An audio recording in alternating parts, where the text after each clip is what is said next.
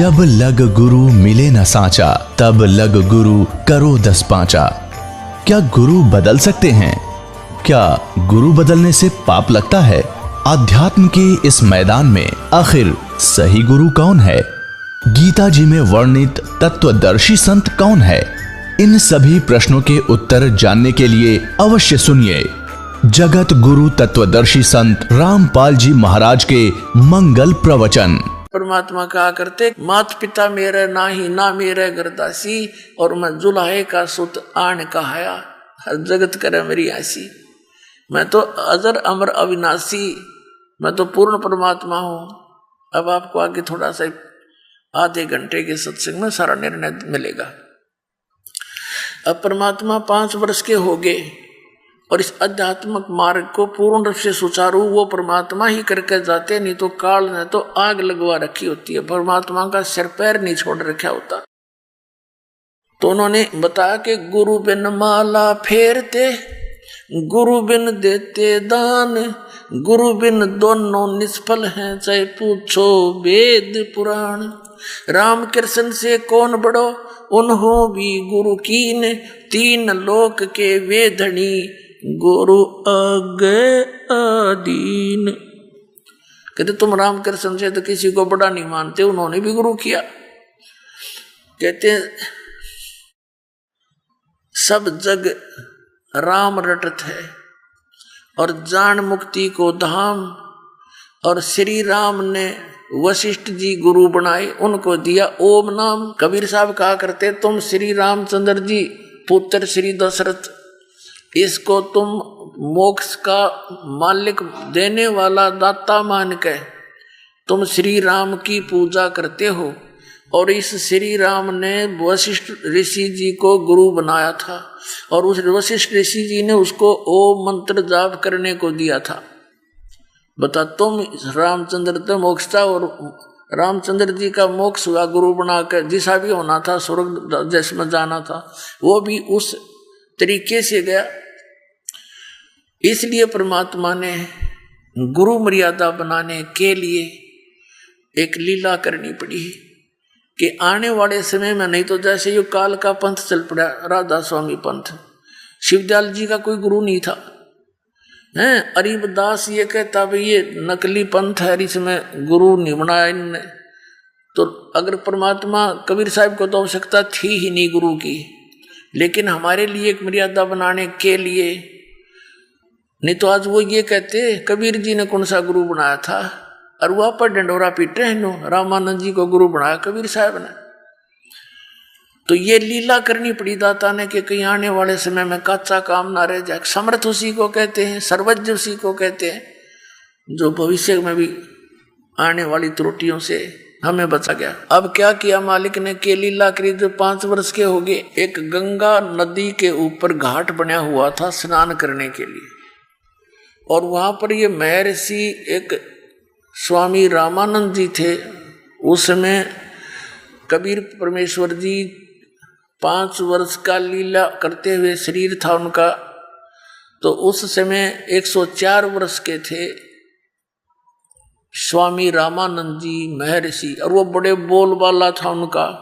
सब ये मानते थे कि महर्षि रामानंद जी जो हैं वेदों गीता पुराणों के मर्मज्ञ ज्ञाता है। उन्होंने 1400 ऋषि बना रखे, ये प्रचारक। उनमें से एक अष्टानंद ऋषि था, जो परमात्मा को आते हुए उसने देखा था सतलोक से, एक प्रकाश पुंज रूप में, फिर बालक रूप दिखाई दिया था। वो भी उसी रामानंद ऋषि के शिष्य थे। रामानंद जी सुबह सुबह स्नान करने के लिए उस गंगा घाट पर जाते थे ब्रह्म मुहूर्त में।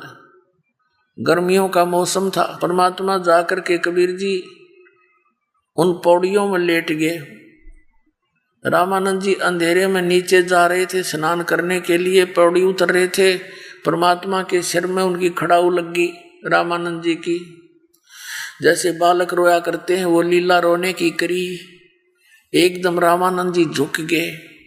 किस बालक का चोट लगी, क्यों साधु संत बड़े दयालु होते हैं। एकदम नीचे झुके तो उनके गले में एक कंठी थी। कंठी बोलते हैं, एक कंठी होती है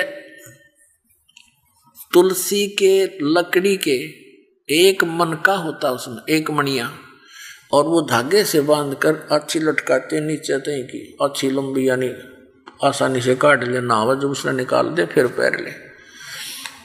ऋषि जी बड़े बड़े जटा रखाया करते थे, तो वो कंठी जो थी वह धागे में एक मन का डला हुआ, वो क्या होती है, वो ये पहचान होती है कि ये उपदेशी है और वैष्णव परंपरा से है।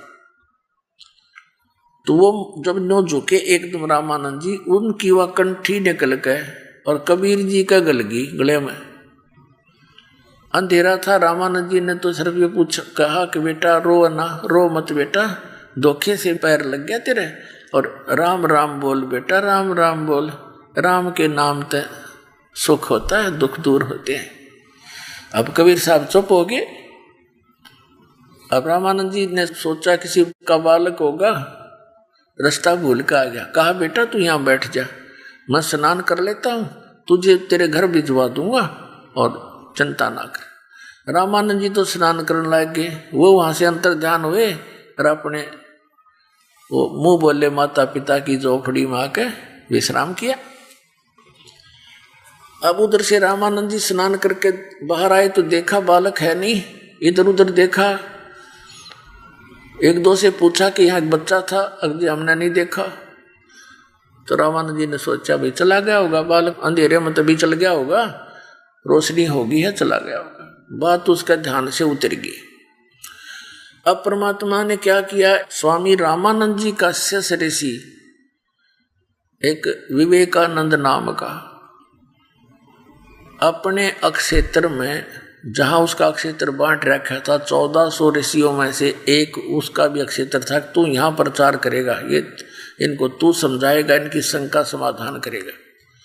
तो सत्संग कर रहा था, कबीर साहब भी जा बैठे वहां। कबीर साहब जा बैठे तो जब उसने प्रसंग शुरू किया कि विष्णु जी सर्वेश्वर हैं, इनके कोई माता पिता नहीं, सर्वेश्वर हैं, यही 3 रूप धारण करके सब कार्य करते हैं।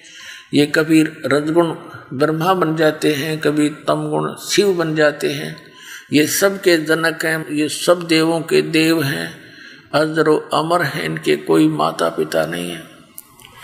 जब उसने वो शिव पुराण की कथा कह सुन ली, भगवान विष्णु के ऊपर उसने प्रसंग चलाकर सत्संग किया, तब परमात्मा खड़े हुए और पूछा कि हे स्वामी जी, मैं आपसे कुछ शंका का समाधान चाहता हूं। अब सारे श्रोता बैठे। अब विवेकानंद जी ने कहा क्या बोल बेटा, क्या पूछते हो। आपने ये कहा कि विष्णु जी का कोई माता पिता नहीं, अजरो अमर है, सर्वेश्वर है, इनसे ऊपर कोई परमात्मा नहीं है। तो मैंने एक दिन एक ब्राह्मण कथा कर रहा था, शिव पुराण में रुद्र संहिता के अंदर 5वां, 6वां और 7वां अध्याय वो पढ़ रहा था। उसमें मैंने सुना कि उसमें लिख रखा है ऐसे ऐसे कि इस काल रूपी ब्रह्म से और दुर्गा के संयोग से विष्णु की उत्पत्ति हुई। अब देखियो जरा उसमें, मैं तो कर पढ़ा नहीं, ऐसा है। अब ब्राह्मण ने पढ़ा, न्यों का न्यों पाया। कहते हैं राज तजना सहज है, सहज तरिया का ने, और मान बढ़ाई ईर्षा दुर्लभ तजना ये। अरे इनके छोड़े बिना भगवान नहीं मिले, ना तो बनाए जाओ बात। आंखों पढ़ पढ़ा कर उनका नो बोला, अरे झूठ बोलता है, ऐसा इसमें कुछ नहीं है। उसको पता था सारे अशिक्षित बैठे हैं, और कहने लगे, उस विषय को बदल दिया। विषय को बदल कर कहने लगा, तूने किसी से नाम ले रखा, ये तिलक विलक लगा रखे हमारे जैसे। परमात्मा ने कहा कि हाँ मैंने नाम ले रखा है, दीक्षा ले रखी है। किससे ले रखी है? विवेकानंद जी बोले कि जिससे आपने ले रखी है। अच्छा तू कौन है, तेरी क्या जाति है? अब परमात्मा तो बोल नहीं पाए, श्रोता ही कहने लगे, ये तो नीरू का लड़का नहीं है, दानक का, जुलाहे का। नीरू जुलाहे का पुत्र है ये। इसकी तो आदत है जहां भी जाता है ये छेड़छाड़ करे बिना नहीं टिकता। और विवेकानंद कहता कि अच्छा ये जुलाहे का लड़का, और क्या कहता है, तू मेरे गुरुजी से उपदेश ले रखा है? हाँ जी, आप जिस गुरुजी से आपने उपदेश ले रखा है उसी से मैंने ले रखा है। देखो रे श्रोताओं, देखो भाइयों, कितना झूठा और कपटी है ये, है ना पाखंडी, कैसी झूठ बोल रहा है, ऐसे ही पुराणों के बारे में झूठ बोल रहा है ये। मेरे गुरुजी पता तूने कौन है? वो कहता विवेकानंद परमात्मा से। परमात्मा कहते मुझे मालूम है आपके गुरुदेव और मेरे गुरुदेव स्वामी पंडित रामानंद जी महर्षि।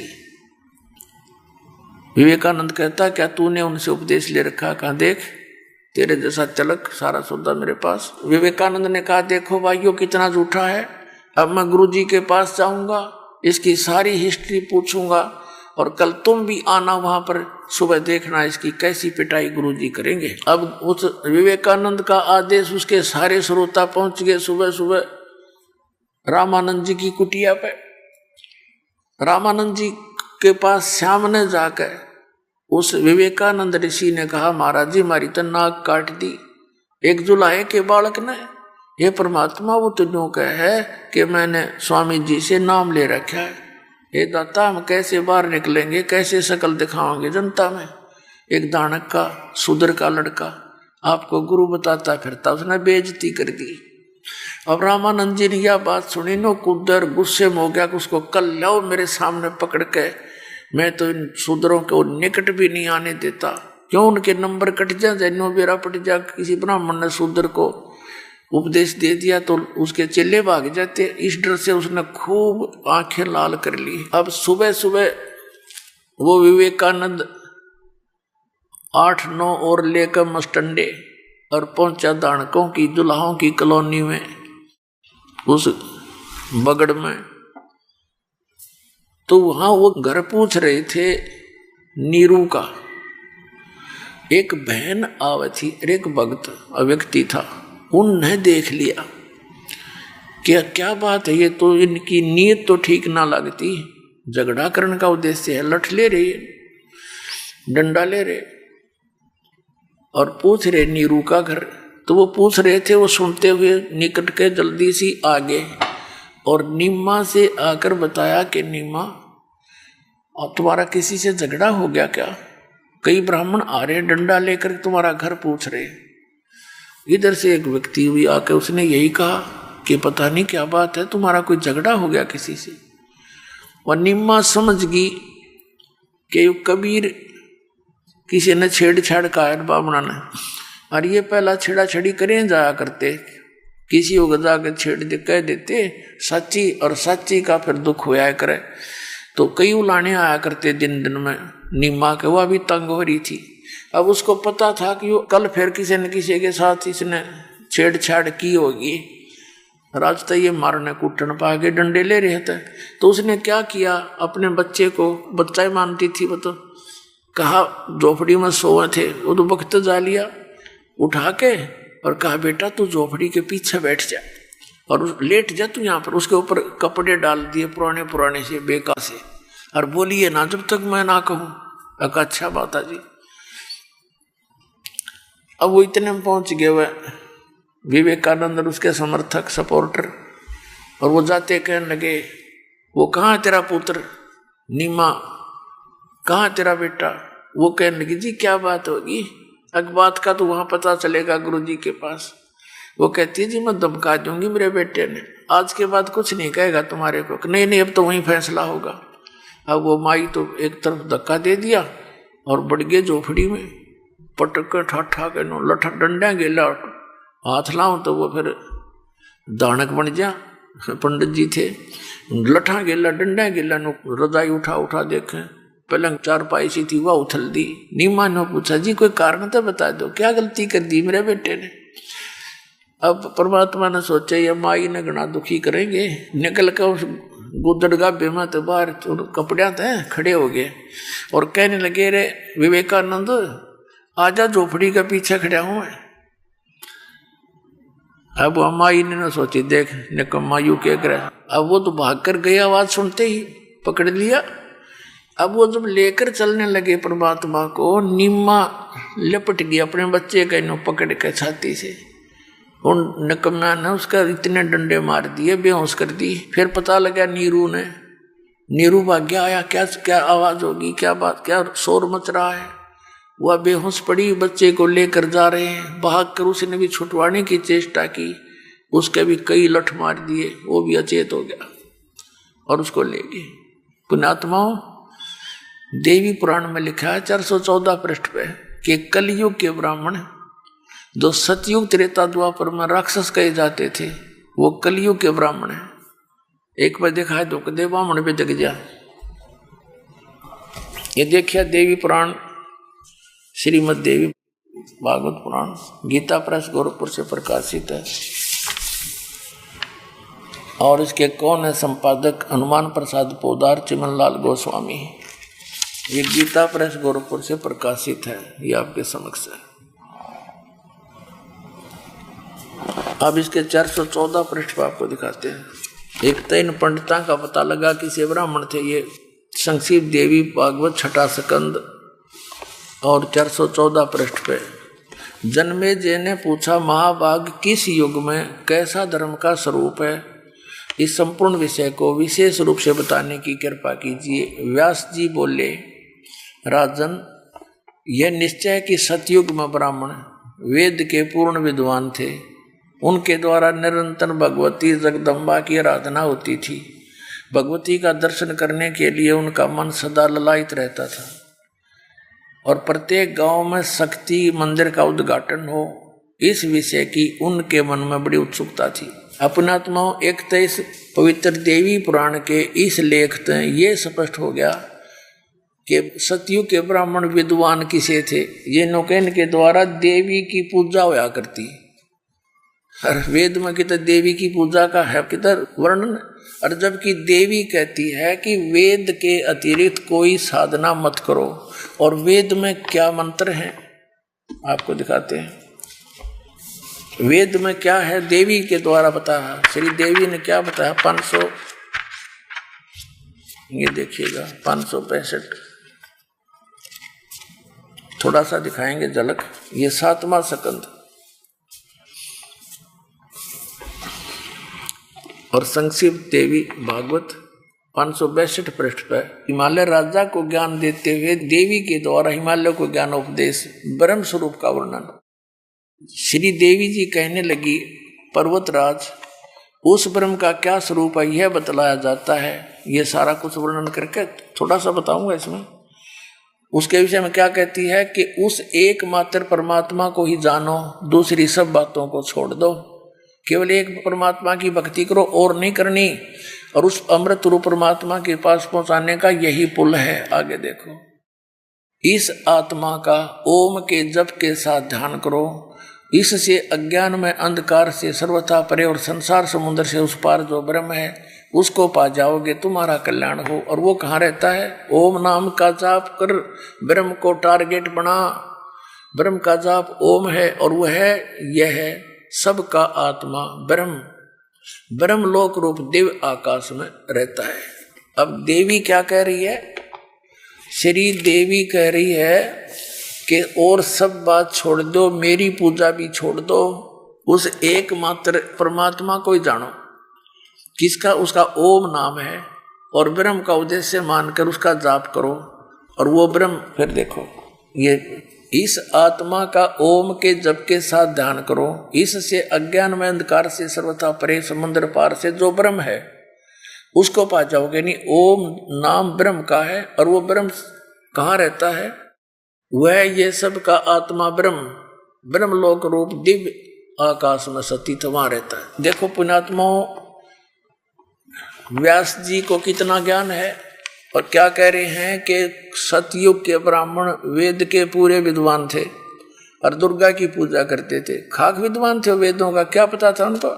और देवी कह रही है मेरी भी पूजा छोड़ो, केवल ओम नाम है, ब्रह्म का जाप करो, वो ब्रह्म लोक में रहता है। और फिर देवी ने यह भी स्पष्ट किया है, ये देखिए 571 पृष्ठ पर दिखाते हैं कि वेद के अतिरिक्त किसी भी कोई साधना नहीं करनी चाहिए। ये 7वां स्कंद है, उसी में आगे चलकर देवी ने क्या बताया है ये 570-71 पे ये श्री देवी जी कहती है राजन, ये आगे बता रही है, यहां बताया है 571 पृष्ठ पे, कहा कि वेद में कहे गए धर्म का परित्याग करके जो अन्य धर्म का अवलंब लेते हैं, राजा को चाहिए कि उन अधर्मी व्यक्तियों को अपने राज्य से निकाल दे। ब्राह्मण लोग उन अधर्मियों से न बात करें और न उन्हें अपनी पंक्ति में बैठावें। इस जगत में तरह तरह के अन्य जितने शास्त्र हैं वे सभी श्रुति और स्मृति के विरुद्ध होने के कारण तामसी कहे हैं। उन शास्त्रों के नाम है वाम, कपाल, कौलक और भैरवा गम। तो शिव ने मोह में डालने के लिए इन नकली शास्त्रों का प्रतिपादन किया। समझो, कहने का भाव ये है। अब क्या कहा कि उनमें कहीं कहीं वेद अविरुद्ध अंश भी हैं। वेदज पुरुष उस अंश को ग्रहण कर लें तो कोई दोष नहीं। वेद से भिन्न अर्थ को स्वीकार करने के लिए द्विज सर्वथा अनधिकारी है। अतः वैदिक पुरुष सम्यक प्रकार से प्रयत्न करके वेदों का ही आश्रय लें, यही शाश्वत धर्म है। अब बताओ, ये सतयुग के ब्राह्मणों ने ये नहीं पता कि वेदों में दुर्गा की पूजा को नहीं लिखी। और नो कहे व्यास जी के राजन सतयुग के ब्राह्मण वेद के पूर्ण विद्वान थे, दुर्गा की पूजा करते थे। वारे महर्षियों, और दुर्गा कहती है कि मेरी पूजा छोड़ दे, सब बातों को छोड़ दे, ओम नाम है उस ब्रह्म का जाप करो, और वो ब्रह्मलोक में रहता है। ये खाक विद्वान थे ऋषि महर्षि। अब देखो पुराणों में क्या लिखा है, आगे देखो। अब 414 पे संक्षिप्त देवी भागवत और छठा स्कंद हमने ये पढ़ लिया। जन्मेजय ने पूछा, महाभाग किस युग में कैसा धर्म का स्वरूप है? इस संपूर्ण विषय को विशेष रूप से बताने की कृपा करिए। व्यास जी बोले, राजन, यह निश्चय कि सतयुग में ब्राह्मण हर वेद के पूर्ण विद्वान थे और उनके द्वारा निरंतर भगवती जगदम्बा यानी दुर्गा की आराधना होती थी। भगवती का दर्शन करने के लिए उनका मन सदा ललायित रहता था। प्रत्येक गांव में शक्ति यानी दुर्गा का मंदिर उद्घाटन हो, इस विषय की उनके मन में बड़ी उत्सुकता थी। अपने आत्माओं ये मंदिरा का लठी ननगढ़वा रखे पंडिता ने, और सतयुग तक करते आ रहे। वेद में लिखा है केवल एक ओम मंत्र है। पवित्र श्री मद्भगवत गीता जो है चारों वेदों का सारांश है। उसमें कहीं भी दुर्गा की पूजा का है कितने नामो निशान, और दुर्गा कहती है उसकी पूजा करो। अब आगे वो व्यास जी क्या कहते हैं, इसी 414 पृष्ठ में देखो, जो हमारा प्रसंग है उसको लेते हैं। ये वही यहाँ क्या बताया है कि धर्म की यही सतिथि त्रेता में रही, परंतु कुछ ह्रास हो गया था। सतयुग की जो सतिथि थी वह द्वापर में विशेष रूप से कम हो गई थी। राजन, उन प्राचीन युगों में जो राक्षस समझे जाते थे वे कली में ब्राह्मण माने जाते हैं, क्योंकि अब के ब्राह्मण प्राय पाखंड करने में तत्पर रहते हैं। दूसरों को ठगना, झूठ बोलना और वैदिक धर्म कर्म से अलग रहना कलयुगी ब्राह्मणों का स्वाभाविक गुण बन गया है। अपने आत्माओं ये कंसेप्ट कलयुग करना जरूरी था। दास ने कह दिया कि ये कलयुग के ब्राह्मण सतयुग में जो राक्षस होते थे उन कैसे हो गए, और उन्होंने ये कर्म इव करके दिखाया। क्या किया?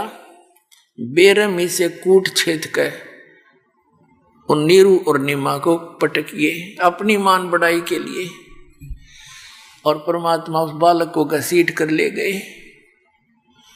वहां उनके गुरु रामानंद जी बैठे थे कुटिया में, आगे पर्दा लगा लिया।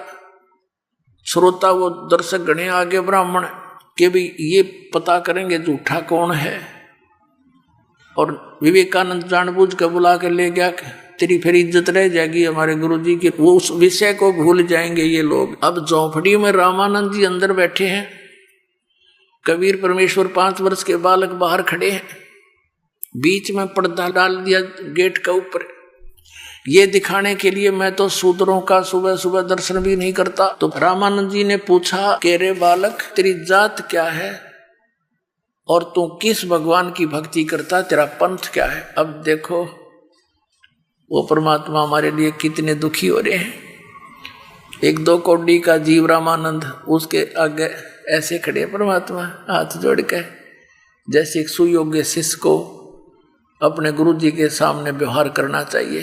ऐसे खड़े हैं परमात्मा। अब क्या वार्ता होती है, आदरणीय गरीबदास साहिब जी ने अपनी वाणी में कितनी अच्छी चित्रित की है। आडा पर्दा लाए कर रामानंद बूजंत, दास गरीब कुलंग छवि अदर धार को दंत। झोपड़ी के अंदर पांव पटके गुस्से में जैसे मृग कूद जा करे नो, और नो क्या प्रश्न किया, कौन जात कुल पंथ है, कौन तुम्हारा नाम है, दास गरीब आधीन गति ही बोलत है बलि जाऊं मैं। अब गरीबदास जी कहते हैं कि बलिहारी जाऊं मैं उस भगवान पे। रामानंद जी के सामने कति कितना अधीन होकर बोलते हैं और सच्चाई कहते हैं साथ साथ। क्या बोले परमात्मा, रामानंद जी ने पूछा कि कौन तुम्हारी जात है और कौन तुम्हारा पंथ और के तुम्हारा नाम है। परमात्मा ने क्या बताया, जात हमारी जगत गुरु और परमेश्वर है पंथ, दास गरीब लिखत पढ़े मेरा नाम निरंजन कंत। ओए मेरी जात पूछते हो तो मैं जगत गुरु हूं, और मेरा पंथ पूछते हो मैं परमेश्वर का पंथ है मेरा एक ईश, जिसको सरपुरुष कहा है। गीता जी अध्याय नंबर 15 के श्लोक 16 और 17 में 3 पुरुष हैं, सरपुरुष, अक्षर पुरुष, परम अक्षर पुरुष। इसको ईश, ईश्वर और परम अक्षर पुरुष को परमेश्वर कहते हैं। तो क्या बताते हैं, जाते हमारी जगत गुरु और परमेश्वर है पंथे, दास गरीब लिखत पर मेरा नाम निरंजन कंत।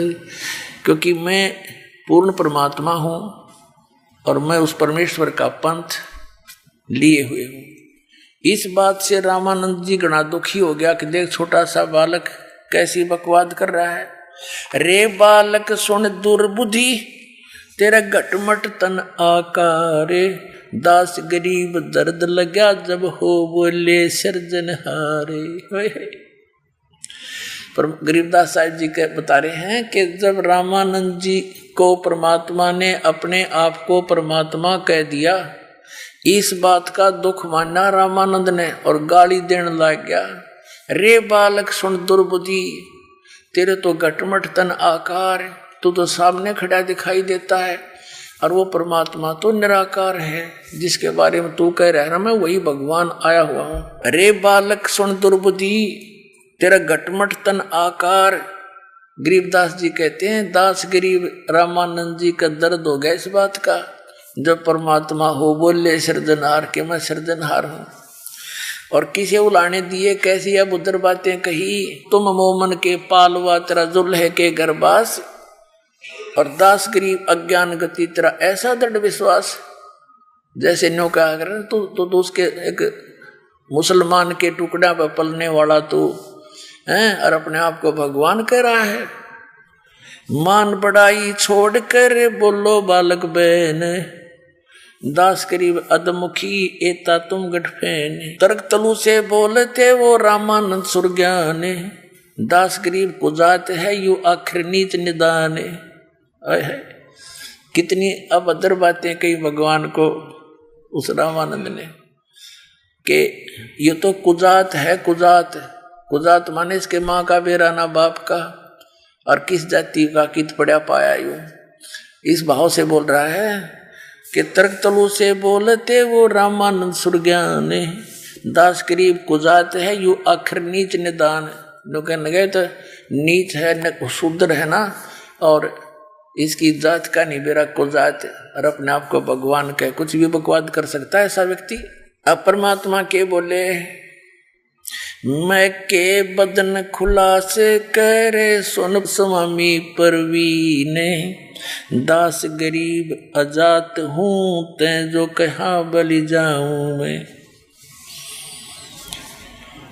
मैं के बदन खुलास करे सुन स्वामी परवीन, दास गरीब मनी मरे है मैं आजज आदीन। अब क्या बताने लगे परमात्मा अपनी सतिथि, मैं अवगत गत से परे और तेरे चार वेद से दूर, दास गरीब दसों दशा में सकल संत भरपूर। मेरी महिमा तो है निवेदों में, लेकिन इनसे दूर यानी इनमें वर्णित विधि से मेरी प्राप्ति नहीं हो सकती।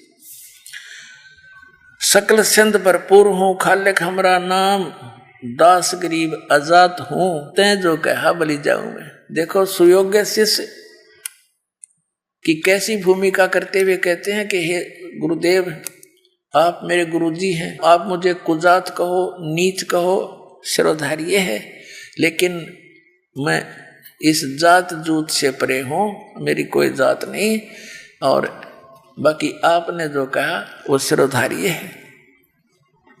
लेकिन सच्ची मैं हूँ वही जो आपको बता रहा हूँ। ए स्वामी सृष्टा में और सृष्टि हमारे तीर, दास गरीब अधर बसू मैं अवगत सत कबीर।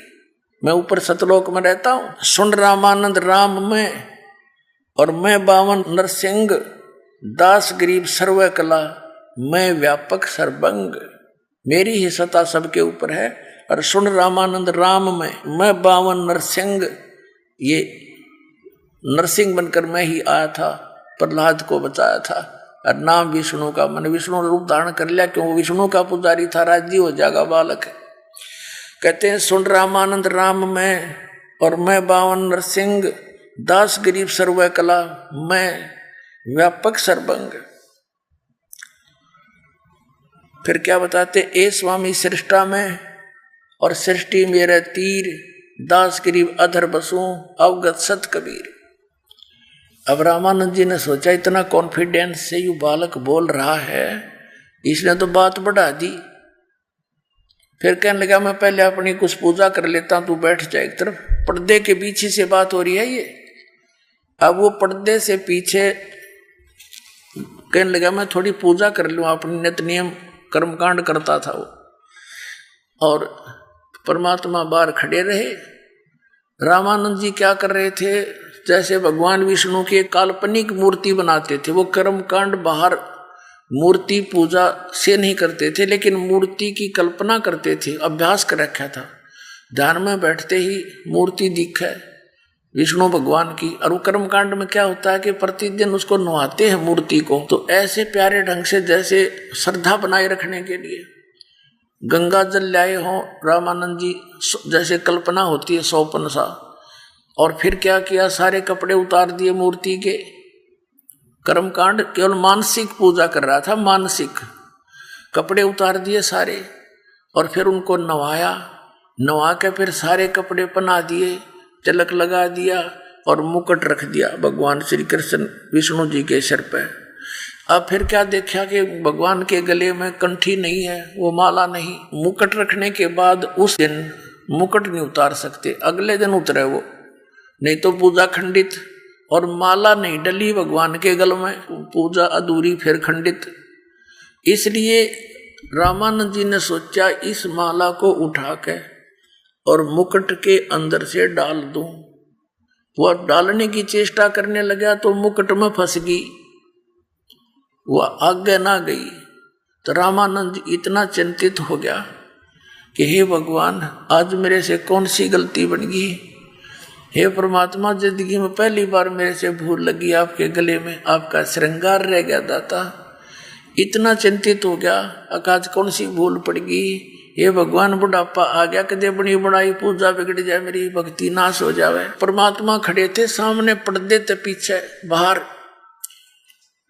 कबीर साहब कहने लगे स्वामी जी, इस माला की गांठ खोल लो गुंडी, और फिर इसको दोबारा गांठ लगा दो गले में डालकर, मुकुट उतारना नहीं पड़ेगा, आपकी पूजा बच जाएगी। अब रामानंद जी ने सोचा रे तेरा गजब यो पर्दा ला रखा, और मैं कोई मूर्ति ले नहीं रहा, मानसिक पूजा कर रहा हूं, और इस बालक ने मेरी समस्या जाने दी। कहते हैं उसी समय इसको ब्राह्मण कहते हैं। ब्राह्मण सो जो ब्रह्म पहचाने, ब्राह्मण उसको कहते हैं जो भगवान को पहचान ले। उसी समय आडा पर्दा दूर भगा और लीना कंठ लगाए। एकदम बूढ़ा आदमी बाहर निकल कर आया, उस बच्चे को जिसको ब्राह्मण लोग छूते भी नहीं थे, कपड़ों से भी नहीं छूने देते थे, और सामने कई सैकड़ों की संख्या में ब्राह्मण विराजमान थे।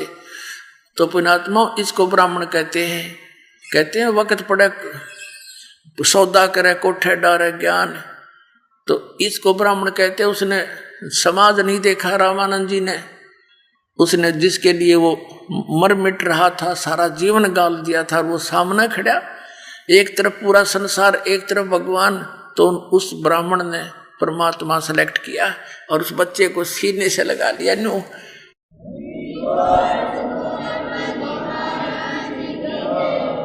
हे भगवान, आप तो परमात्मा हो, आपने मेरे मन की बात बता दी, आप समर्थ हो, बीच में पर्दा कोई मूर्ति भी नहीं। इसको ब्राह्मण कहते हैं, पर भगवान ने पहचान ले। फिर क्या बताते हैं, मन की पूजा तुम लखी, मुकुट माल परवेश, गरीब दास गति कौन लखे, तेरा कौन वर्ण के वेखे। अब रामानंद जी क्या कहते हैं कि मेरे मन की बात आपने पकड़ ली, आप परमात्मा हो, आप भगवान हो। हे परमात्मा, आपने कैसे पहचाने हमारे जैसे जीव, आप किस वेशभूषा में खड़े, एक छोटा सा बालक धोती बांधे खड़ा, और किस वर्ण में, एक शूद्र जात में प्रगट हो रहे। ये परमात्मा, तुझे कैसे पहचाने हम जीव। तो ये क्या बताता है रामानंद जी, मन की पूजा तुम लखी, मेरे मन की बात बता दी, आप परमात्मा हो, लेकिन आपको कैसे पहचान सकते हमारे जैसे जीव। आप किस वेशभूषा में और किस वर्ण यानी शूद्र जाति में, वर्ण में आपने कौन माने भगवान। तो परमात्मा कहते, जो देखेगा मेरे धाम को सो जानते मुझ, गरीबदास तो से कहूँ सुन गायत्री गुज। अब परमात्मा ने तो उन्हों सामने खड़े उनकी फड़क भी निकालनी थी ना। रामानंद जी का फिर मन बदल दिया, कहने लगा, बच्चा एक बात बता, आपने झूठ क्यों बोली। परमात्मा बोले, मैंने क्या झूठ बोल दी स्वामी जी, कि आपने इनको बताया कि मेरे से आपने दीक्षा ले रखी है, ये झूठ बोला आपने। परमात्मा बोले, नहीं स्वामी जी, याद करो, एक दिन आप स्नान करने गए थे, मैं पैड़ियों में लेट रहा था, आपकी खड़ाऊ मेरे लग गई थी सिर में और मैं रोऊं था, आपने मेरे सिर पर हाथ रख के कहा था, बेटा राम राम बोलो, राम राम बोलो, और मैं आपका चेला, आप मेरे गुरुजी हो गए। तब वो कहने लगे, बच्चा वो तो एक छोटा सा लड़का था, 2-2.5 वर्ष के बालक का रूप बना के प्रकट हुए थे परमात्मा। 2-2.5 साल के बालक का रूप बना के पैड़ियां में लौट गए, और ओरिजिनल वैसे उनका रूप था 5 वर्ष का। तो 2.5 वर्ष के बच्चे का और 5 वर्ष के बच्चे के शरीर का डबल डिफरेंस हो जाता है, और वहां खड़े वो 5 वर्ष के रूप में उस झोपड़ी के सामने। तो परमात्मा ने कहा, देखो स्वामी जी, एक सेवक की चारपाई थी बाहर, झोपड़ी के बाहर, उस पे 2.5 वर्ष के बालक का रूप बना के विराजमान हो गए परमात्मा, और कहने लगे, देखो ऐसा था मैं। अब रामानंद जी ने 6 बार तो उस बालक 2.5 साल के बालक का रूप की तरफ देखा, और 6 बार देखा वो 5 साल के बालक की ओर, आंखें मसल मसल के देखे कि कदे मेरे आंखों धोखा लग रहा हो। फिर परमात्मा ने सोची, इस बुढ़े का दच्ची नहीं यह बात है। तो 2.5 साल का बच्चा उठा, 5 वर्ष के शरीर में समा गया, अकेले परमात्मा खड़े रह गए। बोलो सतगुरुदेव।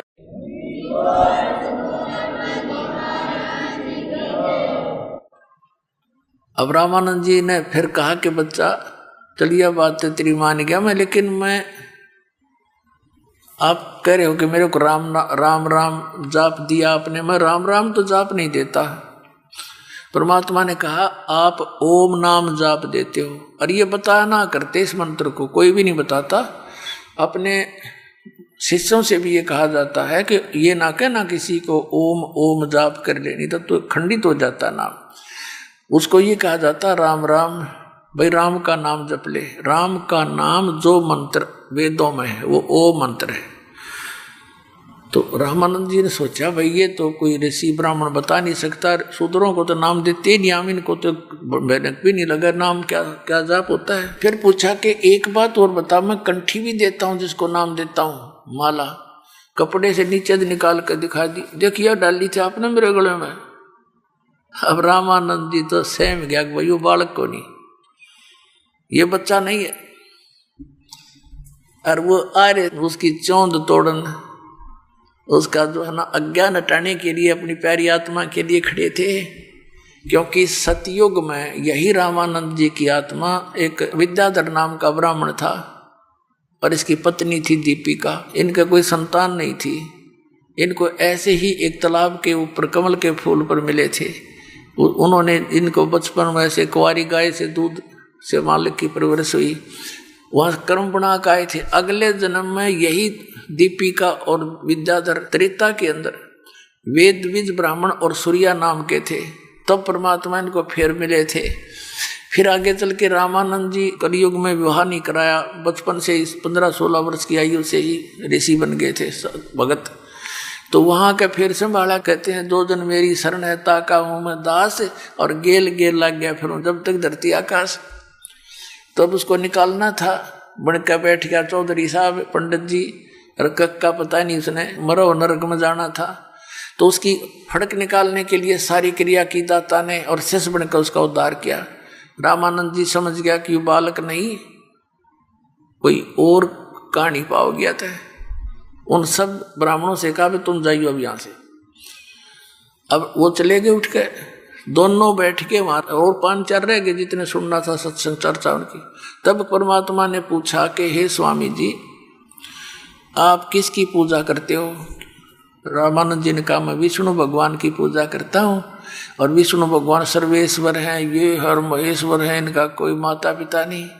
परमात्मा ने कहा आप देखिएगा देवी पुराण में, आप देखिएगा शिव पुराण के इसी सकंद में।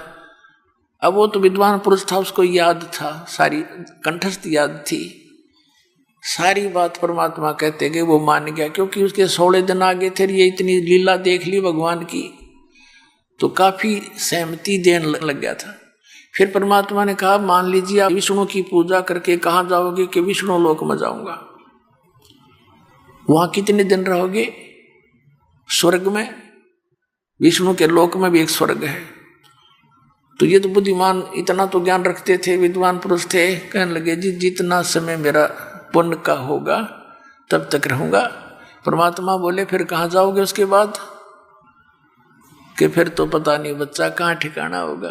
फिर क्या खाक भक्ति कर रहे हो आप या हैं? वहां गए फिर नरक में, वो क्या चाहते उस स्वर्ग ने? मैं आपको बताता हूँ सतलोक जहाँ जाने के बाद फिर कभी लौटकर संसार में नहीं आते। गीता जी अध्याय नंबर 15 के श्लोक नंबर 1 से लेकर 4 और 16-17 में ये स्पष्ट वर्णन है। 18वें अध्याय के 62वें श्लोक में। तो रामानंद जी के तो श्लोक याद थे, सारे ब्राह्मण था, सारी बात याद थी। कहाँ? 15वें अध्याय के 4थे श्लोक में लिखा है गीता ज्ञानदाता जिसको तुम, परमात्मा ने पूछा कि गीता जी का ज्ञान किसने दिया स्वामी जी? कि श्री कृष्ण जी ने। हाँ, परमात्मा से बता, इन बालका ने नहीं पता गीता जी का ज्ञान किसने दिया।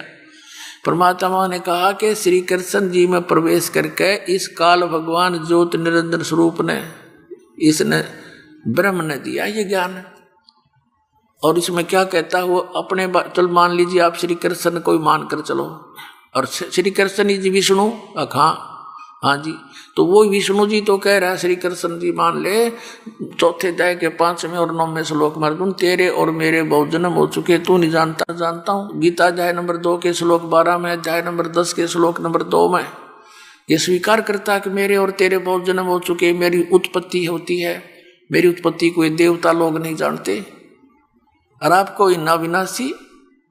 रामानंद जी का पसीने आ गए, सच्ची है, रोज पढ़ा करते कदे मन में नहीं आई यह बात। फिर परमात्मा ने कहा कि 15वें अध्याय के 4थे श्लोक में कहा कि तत्वदर्शी संत की प्राप्ति के पश्चात परमेश्वर के उस परम पद की खोज करनी चाहिए जहाँ जाने के बाद साधक फिर लौटकर कभी नहीं आते, और जिस परमेश्वर ने सारे ब्रह्मांडों की रचना की है, और कहा कि उसी की पूजा करो। परमेश्वर कबीर जी ने पूछा था रामानंद जी से कि 18वें अध्याय के 62वें श्लोक में ये आपका गीता ज्ञान दाता अपने से अन्य किस परमेश्वर की शरण में जाने को कह रहा है? वह परमात्मा कौन है? रामानंद जी कहते हैं नहीं, वो तो अपने ही विषय में कह रहे थे। जब परमात्मा ने डिटेल से बताया कि वो अपने विषय में तो ये कह रहा है मेरे और तेरे तो जन्म मृत्यु होते हैं, और 15वें अध्याय के 4थे श्लोक में कहा है कि ऐसे ऐसे उस परमेश्वर के उस परम पद की खोज करनी चाहिए जहाँ जाने के बाद साधक फिर कभी लौट कर नहीं आते, जिसने सब ब्रह्मांडों की रचना की और कंसेप्ट क्लियर कर दिया कि उसकी भक्ति करो और सब पूजाएं त्याग दो, उसमें स्पष्ट किया केवल उसकी भक्ति करो। और गीता अध्याय नंबर 15 के श्लोक 16 और 17 में 3 पुरुष हैं स्वामी जी। अब स्वामी जी के वो तो याद थे सारे श्लोक तक, हाँ सरपुरुष अक्षर पुरुष और उत्तम पुरुष है तू अन्य, वो परम अक्षर ब्रह्म है जो गीता जी अध्याय नंबर 7 के श्लोक नंबर 29 में कहा कि तत्ब्रह्म को जानकर शब्दात्म को जानकर तो प्राणी केवल जरा और मन से छूटने की चेष्टा करता है। अर्जुन ने पूछा 8वें अध्याय के प्रथम मंत्र में गीता जी में कि किम तत्ब्रह्म, तो गीता ज्ञानदाता ने 8वें अध्याय के 3रे श्लोक में बताया कि वो परम अक्षर ब्रह्म है, वो गीता ज्ञानदाता से अन्य है स्वामी जी। और गीता जी अध्याय नंबर 8 के श्लोक नंबर 5 और 7 में गीता ज्ञानदाता अपने विषय में बताता मेरी भक्ति करे और तो मुझे ही प्राप्त होगा, लेकिन युद्ध करना पड़ेगा, शांति नहीं हो सकती। अपने पूजा का मंत्र बताता 8वें अध्याय के 16वें श्लोक में ओम इति एक अक्षरम ब्रह्म विवारण माम अनुसमण्य प्रियाति तन देह सयाति परमाम गति। मेरा एक ओम अक्षर है मुझ ब्रह्म का, जो ओम का जाप करते हुए शरीर छोड़ कर जाता है, ओम से मिलने वाली जो परम गति वो प्राप्त होगी। 8वें अध्याय के 16वें श्लोक में और कहा कि ब्रह्मलोक, क्योंकि ओम से ब्रह्म प्राप्ति ब्रह्मलोक में रहता भी आपने देवी पुराण में देखा, तो ब्रह्म लोक में गए हुए प्राणी भी जन्म मृत्यु में है, तो तेरे ओम नाम से भी हुई परम गति भी यो जल से जन्म मृत्यु होती है। 8वें अध्याय के गीता जी के 8, 9, 10 श्लोक में गीता ज्ञानदाता अपने से अन्य उस परम अक्षर ब्रह्म के बारे में कहता, उसकी भक्ति करेगा तो उसको प्राप्त होगा। उसके मंत्र के लिए 17वें अध्याय के 23वें श्लोक में गीता जी में कहा है कि ओम तत्सती निर्देश है ब्रह्म त्रिवेद समर्थ है। उस सचिदानंद घन ब्रह्म परम अक्षर ब्रह्म के पाने का 3 मंत्र का जाप है, वो आपको पता है? अक नहीं बच्चा, मुझे तो ओम ते ऊपर किसी चीज का पता नहीं। तब परमात्मा ने कहा, इसलिए गीता जी अध्याय नंबर 18 के श्लोक नंबर 62 में गीता ज्ञानदाता कहता है उस परमेश्वर की शरण में जा, उसकी कृपा से तो परम शांति और सनातन परम धाम को प्राप्त होगा, जहां जाने के बाद फिर लौट कर नहीं आती। अपने आत्माओं, हमारा ये पिछला रंग जल्दी से उतरदा नहीं। रामानंद जी तो सारी उम्र खोदी थी, 104 साल का बूढ़ा हो गया था, ये डोलेड होते और थोड़ी सी अंदर समाधि लग जाती, उस समय न सोच रहा था मैं ऋषि हो गया मैं। रामानंद जी ने कहा कि बच्चा मैं समाधि लगाता हूँ, मेरी बहुत दूर तक समाधि जाती है। परमात्मा बोले लगा तेरी समाधि। वो तो अभ्यास हो रहा था, 1 सेकंड में लगाई और अंदर चला। कहाँ पहुंच गया? त्रिकुटी पर पहुंच गया। और परमात्मा साथ साथ वो 5 साल के बालक पहुंच गया त्रिकुटी पे। परमात्मा बोले इब आगे की जाएगा, आगे कहाँ जाओगे? आगे पता नहीं। आइए अब हम उन श्रद्धालुओं के अनुभव जानते हैं जो जगत गुरु तत्वदर्शी संत रामपाल जी महाराज जी से दीक्षा प्राप्त कर चुके हैं तथा उनके द्वारा बताए गए भक्ति मार्ग पर चल रहे हैं। सर नमस्कार। नमस्कार सर। सर क्या नाम है आपका? मेरा नाम रतिराम पमार है जी। सर कहाँ से आए आप? मैं गांव छटेरा, तहसील कसौली, जिला सोलन का रहने वाला हूँ। फिलहाल सोलन में मकान बना करके रह रहा हूँ। सर क्या करते हैं आप? मैं सेना पुलिस से सूबेदार मेजर के पद से रिटायर हूँ और वर्तमान में एक छोटी सी दुकान करता हूँ। सर संत रामपाल जी महाराज से कब जुड़े आप? मैं 2014 मई के महीने में संत रामपाल जी महाराज से जुड़ा था। मेजर साहब आपसे एक और बात जानना चाहेंगे कि संत रामपाल जी महाराज जी से नाम दीक्षा लेने से पहले आप क्या भक्ति साधना करते थे? सेना में रह करके ज़्यादातर हमारे एक तो पहाड़ी इलाके में यहाँ पर माता दुर्गा की पूजा करते हैं। गाहे बगाहे बीच में कभी, वैसे तो एक सैनिक के नाते जहाँ भी कहीं झंडा देखा, जहाँ कहीं मंदिर, चर्च, गुरुद्वारा, चाहे कोई मस्जिद हो, सब में हम मस्तक नवाते थे और यही हमारी पूजा थी, इसी को हम करते थे। संत रामपाल जी महाराज जी की शरण में एक सैनिक का कैसे आना हुआ? ये एक अद्भुत कहानी है सर। मैं दुकान में बैठा था, कुछ 4-1 बजे का टाइम था शाम को। मेरे पिताजी कबीर साहब के बहुत अच्छे अनुयायी हैं, उनके भक्त हैं। वो अचानक, कभी मैं ज़िंदगी में हमको डांट तक नहीं मारा। उस दिन फ़ोन आया और एकदम डांट करके मुझे बोला, क्या यार ये केबल हमारी बंद हो गई और मैं धार्मिक सुनना है। तो कुछ ऐसे लहजे में बोला कि मुझे भी अंदर से मुझे भी गुस्सा आ गया कि मुझे ही क्यों ऐसा बोला है। फिर मन में सोचा कि मैं बड़ा ही बड़ा हूँ, मेरे को बोलेंगे और किसको बोलेंगे। मगर मेरे अंदर से जो मेरे अंदर भी आग भड़क गई। तो मैंने क्या किया कि ठीक है बोल करके, और जो केबल वाला था मैंने सारी कसर उसके ऊपर निकाल दी। इतना गुस्से में बोला और 2 मिनट में उसे ठीक करके फटाफट मेरे पास दौड़ के आया। अंकल जी आप इतना गुस्से कभी हुए नहीं। मैं भी पछताया कि मैंने वाकई इसको गलत बोल दिया। खैर जो हुआ, फिर पिताजी को भी महसूस हुआ, उन्होंने दोबारा मुझे फ़ोन किया कि यार ऐसी बात थी, मैं धार्मिक प्रवचन आते हैं और उसके थोड़ा मतलब मुझे एक किस्म से मस्का लगाने लगे वो। तो मैं समझ गया कि कोई बात नहीं, लेकिन मेरे को गुस्सा उस बात का बड़ा भारी था। तो खैर, मगर एक बात जो उन्होंने बोली वो मेरा रास्ता ही बदली कर दिया जीवन का, कि उन्होंने ये बताया कि देखना यार, शाम को एक सत्संग आता है 7:40 पर, उस टाइम साधना चैनल पर आता था, कि उस पर देखना है कोई कबीर साहब की बड़ी अच्छी भाषा बोलता है, और वो संत बोला बड़ी अच्छी बोलता है, उसको देखना आपने। परमात्मा ने रजा करनी थी, इस पापी को रास्ते पर लाना था। वो टाइम मुझे याद रहा, और मैंने जैसे वो 7:40 पर लगाया तो मैंने देखा ये कौन से संत है भाई। हालांकि मैं सेना में रहते हुए सभी के साथ काम किया तो मुझे हरियाणा की भाषा का भी मालूम था, सबका ज्ञान था। तो मैं बोला ये तो हरियाणा के हैं, लेकिन जिस टाइम वो बता रहे थे तो मेरी एकदम मुझे हिट सा हुआ कि ये ज्ञान तो हमने आज दिन तक कभी हमें बताया ही नहीं किसी ने, और जो हमने भी देखा लेकिन कभी गौर नहीं किया। मतलब उसमें मुझे रुचि बढ़ी। सर, जब आपने पहली बार संत रामपाल जी महाराज जी के सत्संग सुने तो पहली बार जरूर आपके मन में कुछ न कुछ तो आया होगा कि कैसे ये उलूल जुलूल बातें कर रहे हैं देवी देवताओं के बारे में। हमने काफी सारे अनुयायियों से जब इसके बारे में पूछा तो काफी सारे लोगों ने ये बताया भी कि पहली बार जब उन्होंने संत रामपाल जी महाराज जी का सत्संग सुना तो वास्तव में ही थोड़ा अजीब लगता है और गुस्सा भी आता है। नहीं, अजीब तो लगा लेकिन गुस्सा नहीं आया। ये परमात्मा की रजा समझिए आप, मुझे कोई गुस्सा नहीं आया। हाँ, इतना ज़रूर हुआ कि मेरा एक रूटीन बना। अब मैं क्या बोलूँ, मुझे बताते हुए शर्म आती है कि 7:40 पर वो चलन शुरू होना, मैंने पक्का लगाना, डेली देखना दुकान में। और मैं क्या बताऊँ, मुझे बड़ी शर्म आती है बोलते हुए कि उसी टाइम पर मैं शराब पी शुरू कर देता था। और वो मेरा ये रूटीन मुझे मालूम नहीं कि वो शायद 1 साल चला या कितना चला, लेकिन मैंने एक भी मिस नहीं की वो सत्संग। और वो मेरा था 1 घंटे में, जब वो ख़त्म मेरा भी बंद इधर से प्रोग्राम। तो ऐसे ही एक किस्म, आपको पता है शराबी कैसा होता है। लेकिन दिल में एक लहर ऐसी उठती गई और अंत में ऐसा अटैक हुआ मेरे ऊपर कि एक दिन मेरे मन में आया, बस इनफ, नहीं तो अब ख़त्म है तेरा काम। ऐसी अंदर से लहर उठी। मैंने उसी टाइम रात को, पता नहीं कितनी पिरक थी मुझे मालूम नहीं, लेकिन जब सुबह मैं सोया रहता था, सुबह मैं सबसे पहले उठ करके बैठ गया। और जैसे पिताजी सामने आए, मैंने सीधा उनसे जब पूछा, पहला शब्द यही था, मैं कहा पिताजी आप नीचे बरवाला कब जाएंगे। तो मुझे ऐसे लगा कि मेरे मुंह से मुझे इतनी बदबू लगी, अरे बाप रे बाप, मैंने शराब इतनी बुरी तरह, उससे पहले कभी मेरे को बदबू नहीं आई, उस दिन लगी।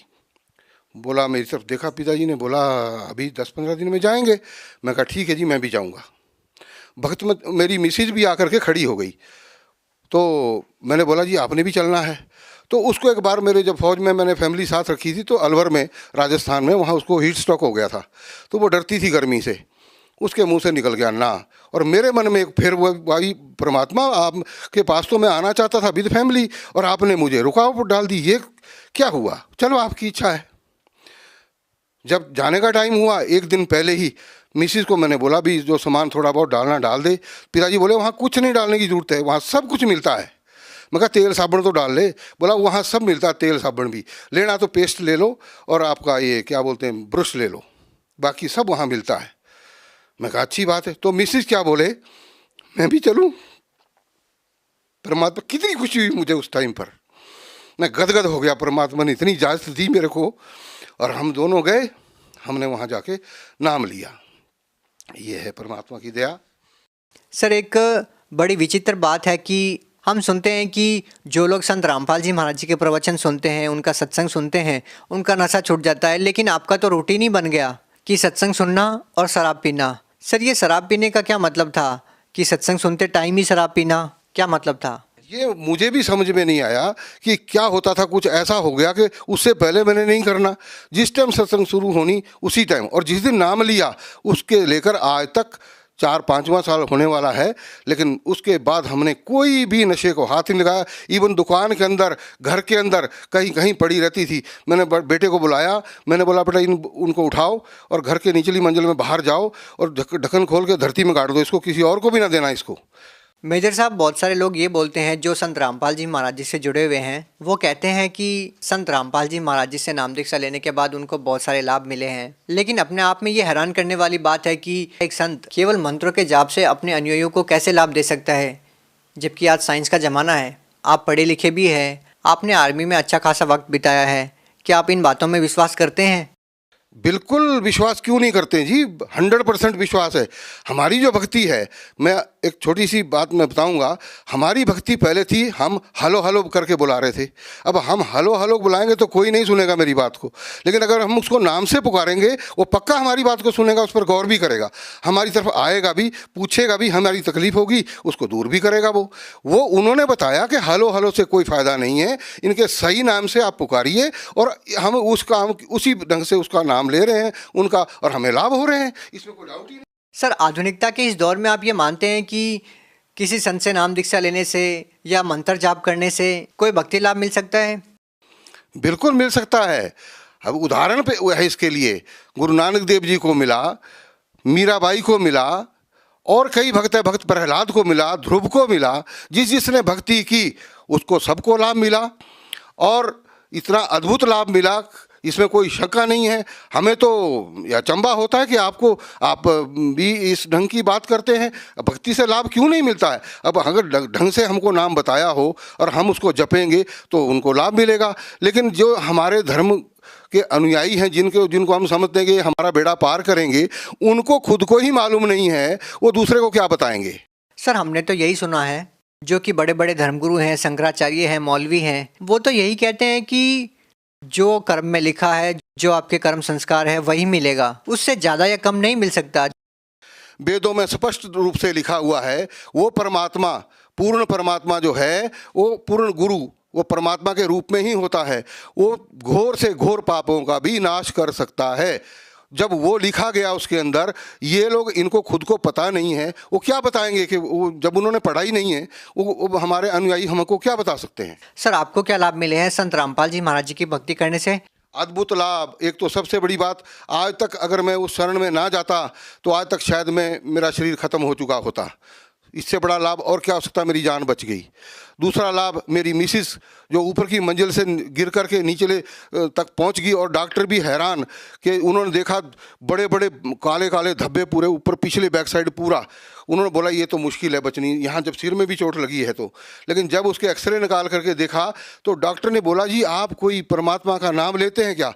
तो मेरा गला रूंध गया, मैं बोल ही नहीं पाया। बोला अंकल जी ठीक है, हम समझ गए। एक भी फ्रैक्चर नहीं है। ऊपर की मंजिल से गिरना और इतना भारी शरीर, और वो सीढ़ियों से लुढ़कता हुआ जाए और बच जाए, कुछ भी नहीं हुआ। तो ये लाभ नहीं तो और क्या है। सर, फिर भी लोग ये कहते हैं कि एक श्रद्धालु को तो रूहानी लाभ की ही इच्छा रखनी चाहिए। ये संसारिक लाभ, ये भौतिक लाभ, ये सब तो आनी जानी चीज़ है। अगर हमारा शरीर ही बीमार है तो हम भक्ति कैसे कर सकते हैं? जिसको तकलीफ है वो भक्ति कैसे कर सकता है? तो जब शरीर ठीक होगा तो भक्ति भी सही होगी, और भक्ति, अगर शरीर तभी ठीक होगा जब हमने सही नाम लिया होगा। और जो ऐसा बोलते हैं कि भाई आपको शारीरिक सुख तो नहीं मिलेगा, शारीरिक लाभ नहीं मिलेगा इसका, तो वो तो ढोंगी है। वो बोलते तुम्हारे पिछले कर्म तो भाई भुगतने पड़ेंगे। अरे भुगतने पड़ेंगे तो भक्ति किस लिए करनी है? वो तो हमने, जब भक्ति हम कर रहे हैं, भक्ति तभी उसका फायदा है, हमें कुछ लाभ होगा, और हमें हो रहे हैं लाभ। ये है यथार्थ भक्ति। सर, भगत समाज को आप क्या संदेश देना चाहेंगे? भगत समाज को मैं अर्ज करता हूँ कि जो भी मेरी आवाज़ को मेरे भाई सुन रहे हैं, हम उनसे यही अर्ज करेंगे कि भैया आप देर ना करो। ऐसा मुश्किल से ऐसा संत धरती पर प्रकट हुआ है और ऐसा ज्ञान देता है, आप अपना कल्याण करवाएं और परिवार का भी कल्याण करवाएं। जी, बहुत बहुत धन्यवाद। सत साहिब।